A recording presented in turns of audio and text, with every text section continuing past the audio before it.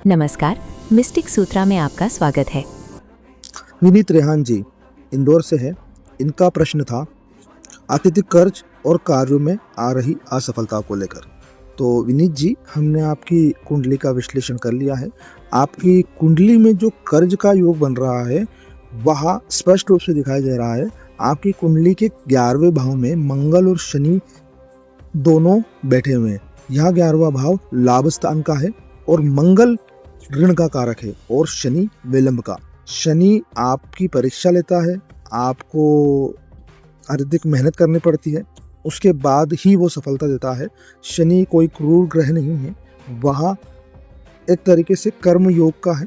कर्म करो, आपको फल मिलेगा, ये उस हिसाब से रहता है। ये आपके जो भी प्रारब्ध हैं, आपकी विफलताएं हैं, ये सब शनि की वजह से कटते हैं।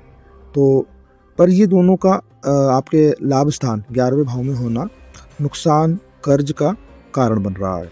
कार्यों में जो आपकी असफलता है वो बुध और राहु काल की वजह से है। वर्तमान में आपकी बुध की महादशा में है और राहु की अंतर्दशा चल रही है। राहु आपके 12वें भाव में व्यय और हानि करा रहा है, मतलब वो आपका नुकसान करा रहा है, मतलब अत्यधिक कर्ज, हर चीज में जो है पैसा ज्यादा लगना और उतना पैसा नहीं आना। राहु की एक और स्थिति बनती है कि वो मति भ्रम पैदा करता है, मतलब आप निर्णय नहीं ले पाते, क्या अच्छा है क्या बुरा है, क्या भविष्य में होगा क्या नहीं होगा, उससे जो है नुकसान ही लगता है। तो आप अगर मेहनत करेंगे तो आपको सफलता ना के बराबर मिलेगी और आपका पैसा जो व्यर्थ बह जाएगा और गलत चीज़ों में लग जाएगा। ऐसा नहीं है कि आपकी कुंडली पूरी खराब है विनीत जी। आपके भाग्य स्थान 9वें भाव में सूर्य, चंद्रमा और बृहस्पति की होती है। यह बहुत अच्छा शुभ संकेत है और बहुत अच्छी बात है, जो दर्शाता है कि भाई ईश्वर की कृपा और सही मार्गदर्शन से आप इस संकट से निकल सकते हैं। जैसे सूर्य, चंद्रमा और बृहस्पति जो हैं वो आपको सफलता देते हैं। बाकी आपको ईश्वर के समक्ष जाना पड़ता है, प्रार्थना करनी पड़ती है और उनकी कृपा से ही आपके काम सफल होना शुरू होते हैं। तो मैं आपको ये बात स्पष्ट कर दूं कि जो शनि है और मंगल है जो आपको कर्ज का कारण बन रहे हैं, उनके लिए आप मेहनत से पीछे मत हटिए। ये प्रैक्टिकल बात है, आप मेहनत करते रहिए। हाँ, आपको सफलता पाने के लिए साधना और उपाय अवश्य करने पड़ेंगे, पर साधना और उपाय के भरोसे भी नहीं बैठना है, आपको मेहनत करनी है। ये एक उदाहरण से समझ लीजिए, अगर आप कोई काम कर रहे हैं और वो बार बार खराब हो रहा है और अगर आप छोड़ के चले गए तो वो जो आपने पैसा लगाया वो भी गया और अगली बार से अगर आप फिर दूसरे में लगाएंगे तो वो भी जाएगा, यानी आपको दो तरफ से नुकसान होगा और कर्ज की स्थिति बनेगी। आप उस काम को मेहनत और लगन से कीजिए, बिल्कुल दिमाग से, स्पष्टता से, बहुत अच्छे से विचार करते हुए। आपका जो राहु मति भ्रम करता है उसका भी मैं आपको उपाय बता दूंगा। तो अब आते हैं हम उपाय की तरफ। आपको कनकधारा स्तोत्र का पाठ करना चाहिए। आपको यह नियमित रूप से करना चाहिए। नियमित भी ना कर पाए अगर आप किसी कारणवश, तो आप शुक्रवार को इसको अवश्य रूप से कीजिए, क्योंकि जो आपका जो तुला लग्न है उसके स्वामी शुक्र हैं, तो इसलिए कनकधारा स्तोत्र का पाठ आपको दरिद्रता से दूर कर देगा और अचानक आपको धन की प्राप्ति होगी। कनकधारा पाठ एक ऐसा पाठ है, ये सारे आपके सारी चीजें काट देगा। कभी आपके मन में विचार आया हो, किसी ने कुछ कराया हो, कोई ऐसी चीज हुई हो जिसने आपकी लक्ष्मी बांधी हो या कुछ, मतलब अलग अलग तांत्रिकों के अलग अलग विचार होते हैं। तो ये कनकधारा स्तोत्र जो पाठ है वो सारी चीजों को काटता है। आप कोई भी बेकार से उपाय मत कीजिए, कनकधारा स्तोत्र का नियमित पाठ कीजिए हो सके तो, और या फिर आप इसका शुक्रवार को पाठ अवश्य रूप से कीजिए। राहु की शांति के लिए आप नीले फूल 4 या 8 नीले फूल ले लें, उन्हें जल में प्रभावित कर दें, जिससे आपका तनाव कम होगा, आपकी मानसिक स्थिति सुधरेगी और आप जब इनको प्रभावित करेंगे तो इससे क्या है कि आपको असीम शांति मिलेगी, आपका मन स्थिर होगा और आपको जो है निर्णय लेने में आसानी रहेगी। अगर आप इसको प्रभावित नहीं भी कर पाते तो इसको सरस्वती मंदिर में भी चढ़ा सकते हैं और आपको यह प्रत्येक शनिवार करना है। एक और उपाय है, आप पक्षियों को जो खिलाएं। बुध की महादशा जो चल रही है उसमें राहु की शांति के लिए शनिवार की रात को आप जो भिगो दें और रविवार की सुबह उसको पक्षियों को खिला दें, या राहु के लिए एक अचूक उपाय माना जाता है। इससे राहु के सारे नकारात्मक प्रभाव आपके ऊपर कम हो जाते हैं, आपका व्यापार में स्थिरता आती है। इसके अलावा फिर आप ऋणहर्ता गणेश स्तोत्र का पाठ कर सकते हैं। अगर आप ये नियमित नहीं कर सकते तो बुधवार को कर लीजिए। गणेश जी को 21 दुर्वा अर्पित करिए और पाठ करिए, इतना काफ़ी है। और नियमित रूप से ये जरूर आपको करना है, नियमित रूप से आपको हनुमान चालीसा पढ़नी है, चमेली का तेल का दीपक लगाना है आपको और हनुमान चालीसा आपको उनके समक्ष पढ़नी है।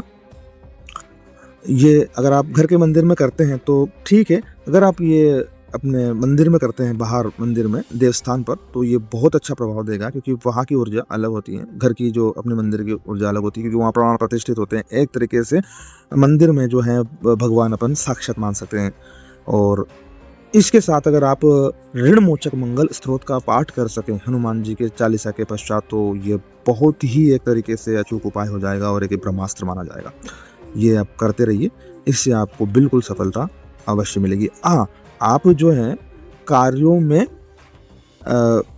मतलब कार्यों में भटके नहीं, उनको निरंतरता से करते जाएं, कोशिश करें, हिसाब किताब रखें, चीज़ों को मैनेज करें, छोटी-छोटी चीज़ों को भी नोटिस करें। आप छोटी चीज़ों, जो राहु है ना, वो छोटी-छोटी चीज़ों को अपन नेग्लेक्ट करते हैं ना, वो राहु करवाता है, वो आप नहीं करते, वो राहु करवाता है। राहु केतु की यही जो है स्थिति बनती है, वो चीज़ों को आपको हिसाब किताब नहीं रखना, ठीक है ये हो गया, वो हो गया, ये चीज़ें आपको नेग्लेक्ट नहीं करनी, ये चीज़ें आपको बिल्कुल नोटिस में रखनी, छोटी से छोटी, ₹1 से लेकर 10 पैसे तक का हिसाब आपको प्रभावी रूप से रखना है। और शनि जो है वो आपकी इन्हीं चीज़ों को देखता है, मतलब वो आपकी दृढ़ता, आपका, मतलब मैं आपको सीधे शब्दों में बताता हूँ, आप मोटिवेशन देखते होंगे या मोटिवेशन सुनते होंगे, तो मोटिवेशन में लोग कहते हैं कि फला आदमी ने मेहनत की और वो यहाँ तक पहुँच गया, फला आदमी ने ये किया तो वो हो गया। तो शनि की दृष्टि होती है कि उसको सफलता नहीं मिलती, कई बार वो गिर जाता है, फिर उठता है, फिर गिर जाता है, ये शनि करवाता है, पर अंततः वो उसको उसकी सफलता का परिणाम अवश्य देता है। आपको हार नहीं माननी है। इसका सीधा-सा एक प्रैक्टिकल सा मैं आपको एक उदाहरण बताता हूँ। अमिताभ बच्चन जी को ले लीजिए आप। एक समय था जब अमिताभ बच्चन की कंपनी डूब गई, आप गूगल सर्च कर लीजिए। अमिताभ बच्चन की कंपनी डूब गई थी और उन्होंने जो है हार नहीं मानी। उन्होंने अपना जो अहंकार त्यागा और डायरेक्टर के पास फ़िल्म माँगने का काम मिला, उसके बाद कौन बना करोड़पति किया, उसके बाद धीरे-धीरे उनकी आर्थिक स्थिति सुधरी और 2-3 सालों में वो जो है अपने कर्ज़ों से मुक्त हो गए और एक अच्छे संपन्न व्यक्ति बन गए और एक महान स्टार बनकर उभरे हैं, जो अभी तक अपनी उस स्थिति में हैं। तो जब इतने महान लोगों ने, मतलब लोगों ने इस चीज़ को हराया है, तो आप इसको हरा सकते हैं मेहनत के बलबूते पे, और ये करते जाइए। अगर इससे क्या होगा ना कि स्थितियाँ आपके अनुकूल बनना चालू होएगी। मतलब अगर 10% भी आपकी स्थिति अनुकूल बन गई, तो अगर आप मेहनत करेंगे तो 10% को आप 100% पहुँचा सकते हैं। तो ये आपको निश्चित तौर पे करना है।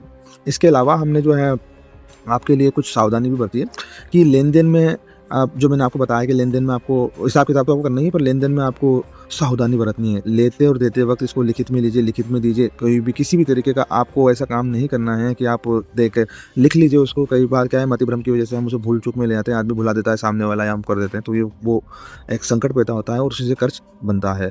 और आपको रंगों का चयन अपने लिए अच्छा करना है। सफ़ेद, क्रीम या हल्के नीले रंग का प्रयोग करें, ज़्यादा डार्क कलर आप यूज़ ना करें, वो शनि और राहु को ज़्यादा प्रभावित करते हैं और वो आपको ज़्यादा नुकसान देते हैं। इसके अलावा हमने आपका मूलांक के हिसाब से भी देखा है, तो आपका जन्म 5 तारीख को हुआ है, इसलिए आपका मूलांक 5 है और मूलांक 5 का स्वामी बुध है। तो जो मूलांक 5 वाले व्यक्ति होते हैं वो बुद्धिमान होते हैं, मिलनसार होते हैं और व्यापारिक समझ रखते हैं, और पर उनकी एक कमजोरी थी कि जल्दबाजी में निर्णय ले लेते हैं कि किसी व्यक्ति ने कहा कि आप यहाँ इन्वेस्टमेंट कर दीजिए, यहाँ पर आपको बहुत सफलता मिल जाएगी, तो इस वजह से वो थोड़ा-सा आपकी कमजोरी बनती है। पर आपको उसको अपनी ताकत बनाना है। निर्णय के साथ, मतलब सुझाव लीजिए, निर्णय के साथ आप उसका अगला-पिछला देखिए, उसके बाद उसमें इन्वेस्ट कीजिए, या आपको व्यापार करना है तो कीजिए। आपकी जन्म तिथि का जो पूरा योग है, मतलब अगर हम जन्म तिथि को जोड़ते हैं 5, 7, 1, 9, 7, 8 तो 37 बनती है, और 37 को अपन जोड़ते हैं 3 और 7 तो 10 बनता है, और 10 का जो आता है 1, और जो 1 आता है वो उसका स्वामी है, सूर्य है। ये आपका भाग्यांक कहलाता है, और आपको जो सूर्य स्वामी है इसका, वो उसकी है, ये आपको नेतृत्व क्षमता देता है, स्वाभिमान देता है, नेतृत्व क्षमता देता है। यह अंक ही, मतलब जो है अपन कहते हैं ना कि नेतृत्व क्षमता, यानी आप बिजनेस कर रहे हो, आपके नीचे लोग हैं, तो ये आपको स्वामी बनाकर रखता है और सफलता और मान सम्मान का कारक बनता है। मूलांक 5 जो बुध है और भाग्यांक सूर्य है। हालांकि बुध और सूर्य मित्र हैं, लेकिन जब कुंडली में राहु, जब जैसा आपकी कुंडली में है, हावी हो, तो व्यक्ति की निर्णय क्षमता, जैसा आपका मूलांक कहता है 5 और आत्मविश्वास 1 के बीच तालमेल बिगड़ जाता है। ये स्थिति उससे पैदा होती है। और के जन्म वर्ष 1978 में अंक 8 शनि का प्रतीक है। शनि अनुशासन और संघर्ष का अंक है, जैसा मैंने आपको पहले भी कहा है। यदि जीवन में अनुशासन की कमी हो तो अंक 8 अत्यधिक कर्ज देता है। तो आप अनुशासन रखिए, हर छोटी से छोटी चीज में ₹1 1 पैसे से लेकर 1 लाख रुपए तक आप बिल्कुल उसको अनुशासन में रखिए। बिल्कुल अनुशासन से ही काम कीजिए, सफलता ज़रूर मिलेगी आपको। और जो चूँकि आपका भाग्य अंक 1 है, तो आपको प्रतिदिन तांबे के लोटे में चावल डालिए, गुड़ डालिए और जो है रक्त चंदन कुमकुम डालिए और एक लाल पुष्प डालकर प्रतिदिन सूर्योदय 1 मिनट का काम है, सूर्य को तांबे के लोटे से जल अर्पित कर दीजिए।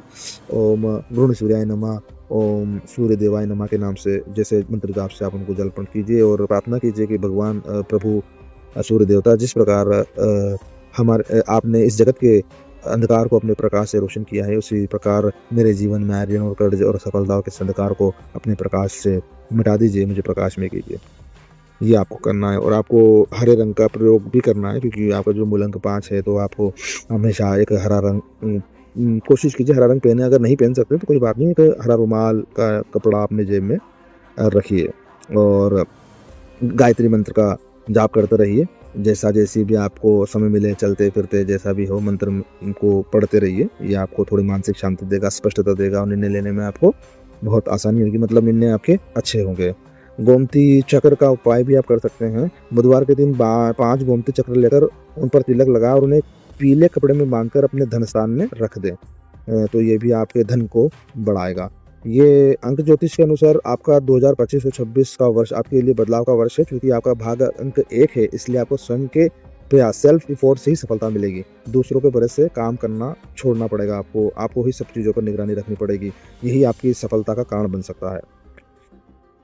वरना अगर आप दूसरों के प्रति काम छोड़ देते हैं कि फला आदमी ये काम कर लेगा, तो वो आपको असफलता ही देगा। इसलिए दूसरों पे भरोसा नहीं करना है, आपको खुद पे भरोसा करना है। या फिर आपको जो है सब कुछ लिखित में, कि जैसे आपने अगर किसी को बोला है कि मान लो आपका कोई दूसरा स्टोर है, तो वो बिल्कुल एग्रीमेंट पे है कि भाई ये मुझे इतना चाहिए, फिर लिखित में भरोसे पे नहीं कुछ भी काम। ये आपके लिए है और बाकी आपको सफलता अवश्य मिलेगी, ये बात निश्चित है। बाकी आप धैर्य रखिए और जैसा मैंने बताया वैसा कीजिए।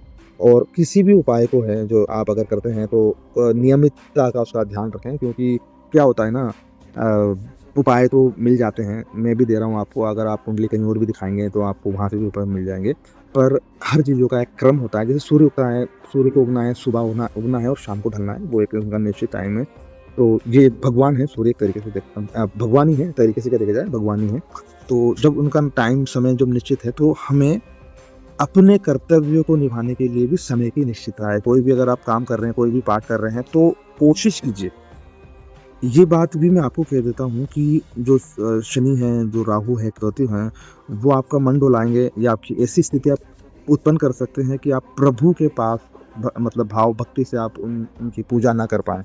वो ये काम करेंगे, पर आपको कोशिश यही करनी, यही सोचना है कि ये जो हो रहा है ये मेरा दोष नहीं है, वो करवा रहे हैं, पर मैं यहाँ हूँ स्वयं, तो मैं ये काम कर सकता हूँ। मतलब आप मंदिर में बैठे, किसी का फ़ोन आ गया या फिर डिस्ट्रैक्ट हो गए, या आप कहेंगे कि यार ये काम बहुत ज़रूरी है, मुझे वहाँ जाना पड़ेगा।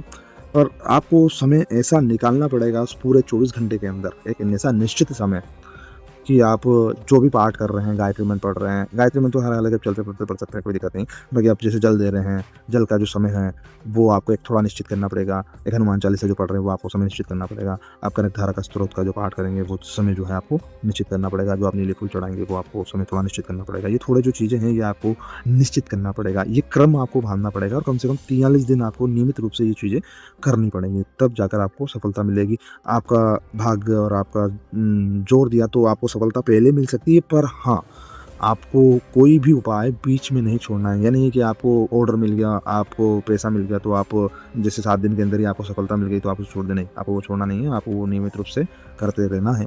वो आपके आगे के काम उससे बनते जाएंगे, और ना वो आप अभी के तो काम हो जाएंगे, फिर बाकी के काम आपके बिगड़ सकते हैं। तो थोड़ा इस बात का ध्यान रखिए।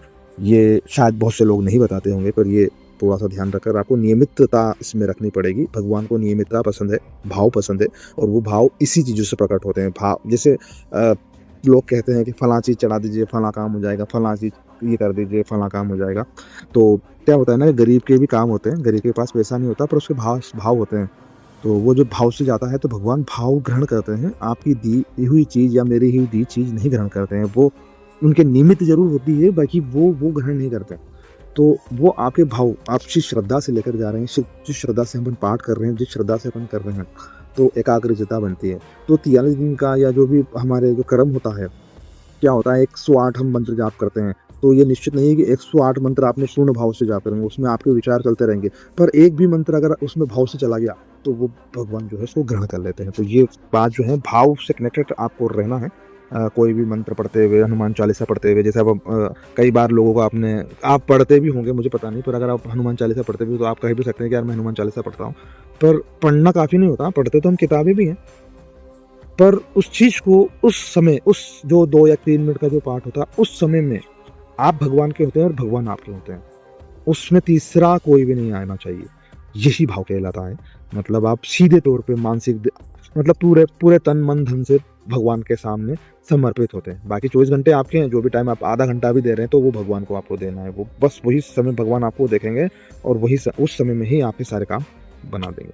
तो ये आपको अवश्य रूप से करना है। अब वीडियो ज़्यादा लंबी हो गई है तो मैं आपसे क्षमा चाहूँगा, पर ये आप इन चीज़ों का ध्यान रखिए और करिए, ये सफलता ज़रूर आपको निश्चित रूप से मिलेगी। आप निश्चित रहिए, जैसा बताया वैसा कीजिए और धैर्य रखिए। धन्यवाद। अपनी निःशुल्क कुंडली विश्लेषण के अनुसार उपयुक्त उपाय पाने के लिए चैनल को सब्सक्राइब करें, वीडियो को लाइक करें और अपना जन्म विवरण कमेंट में लिखें।